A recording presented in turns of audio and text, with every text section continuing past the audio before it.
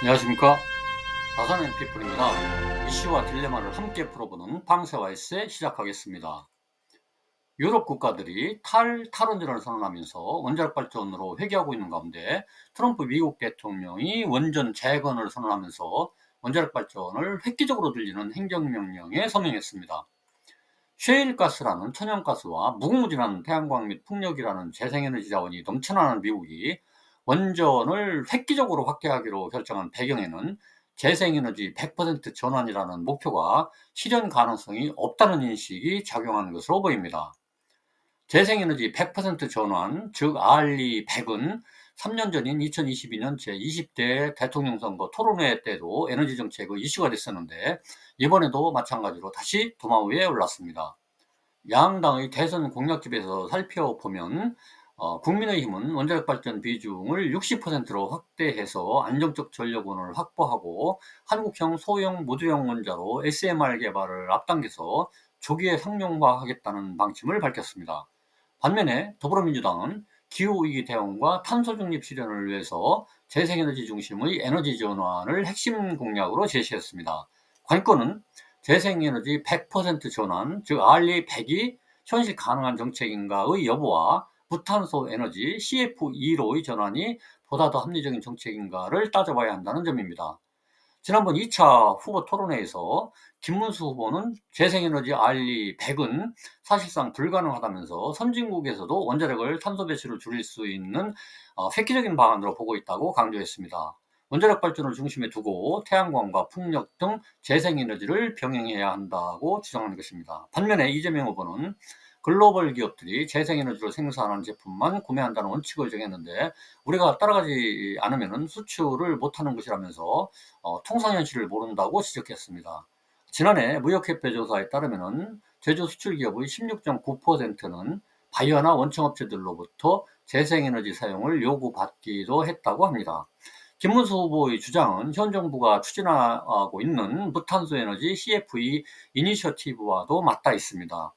재생에너지로 만든 전기만 써야 하는 RE100과는 달리 CFE는 재생에너지는 물론이고 원자력이라든가 수소, 그리고 탄소, 포집 활용, 저장 기술 등 온실가스를 배출하지 않는 모든 무탄소 에너지원을 포함하는 개념입니다.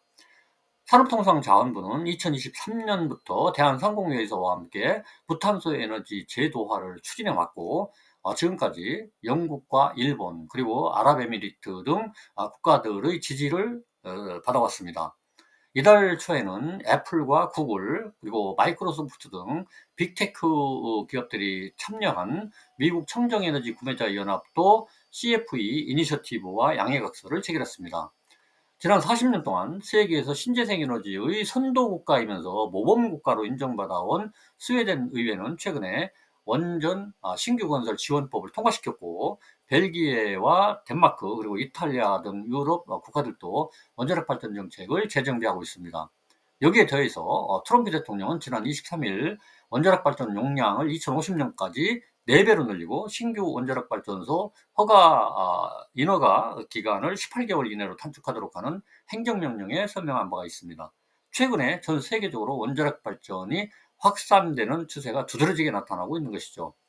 우크라이나 러시아 전쟁 이후에 에너지 안보가 중요해진 가운데 원자력이 탄소 중립 목표 달성의 현실적인 수단이라는 공감대가 확산된 결과라고 봅니다.